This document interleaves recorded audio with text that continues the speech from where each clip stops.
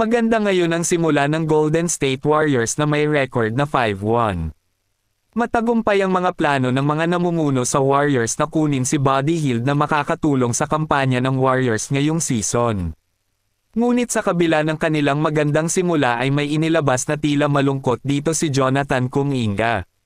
Sa buong season tila din ipinsahan ng Golden State si Kuminga para sa mga trade talks dahil nga naniniwala sila na mag-i-improve ito sa kanilang koponan. Ngunit ayon kay Anthony Slater ng The Athletic, hindi daw masaya si Kuminga sa kanyang kasalukuyang paglipat sa bench ng Warriors. Dahil siguro sa mga adjustment ni head coach Steve Kerr sa pagdagdag ng mga bagong manlalaro.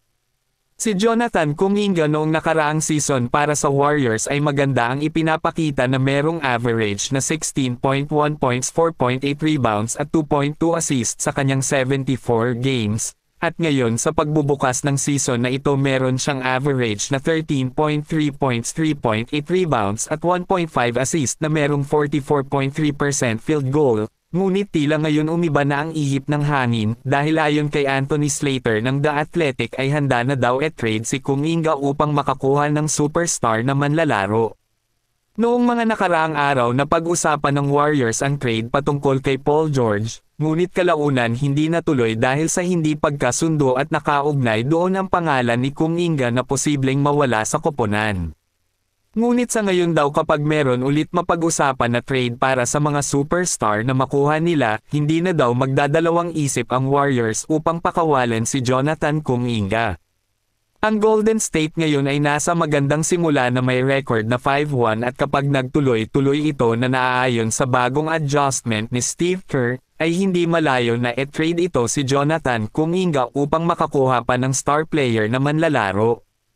Habang kapansin-pansin naman ang Oklahoma City Thunder ngayon na gumawa ng record na 6 wins at hindi pa natalo sa mga laro nito, noong nakaraang taon nanguna din sila at ngayon maganda ang simula. Noong Sabado ng gabi sa kanilang 6 na laro, pinabagsak ng Oklahoma City Thunder ang LA Clippers sa score na 105 at 92 para umakyat nga sa 6-0 na record sa season na ito. Pinangunahan ni OKC superstar Shai Gilgeous-Alexander ang lahat ng scorers na merong 25 points, 3 rebounds at 9 assists at isang block. Matapos ang panalo, tinanong si Shai Gilgeous-Alexander patungkol sa oras niya noon sa LA Clippers bago matrade sa OKC. Sabi niya nagkaroon naman daw siya ng mahusay na taon para sa Clippers, ngunit ang front office noon ay gumawa ng isang trade na sa tingin nila ay makakabuti sa kanila gayon din noon ang OKC Thunder, at sa 5 taon niya sa Thunder sinubukan niya na maging isang pinakamahusay na manlalaro. Sa kanyang nag-iisang season na naglalaro sa LA Clippers sa ilalim noon ni Coach Doc Rivers, si Gilgeous-Alexander ay nag-average ng 10.8 points, 3.3 assists, 2.8 rebounds at 1.2 steals bawat laro. Kasunod ng 2018 hanggang 2019 season, si Gilgeous-Alexander ay ipinadala na sa OKC bilang bahagi ng kalakalan ng Clippers noon para kay Paul George. Mula nang dumating siya sa OKC Thunder nakakuha si Gilgeous-Alexander ng 2 All-Star selections, gumawa ng 2 All-NBA appearances, nagtapos bilang runner-up para sa MVP at pinangunahan ang Thunder sa number 1 seed sa Western Conference.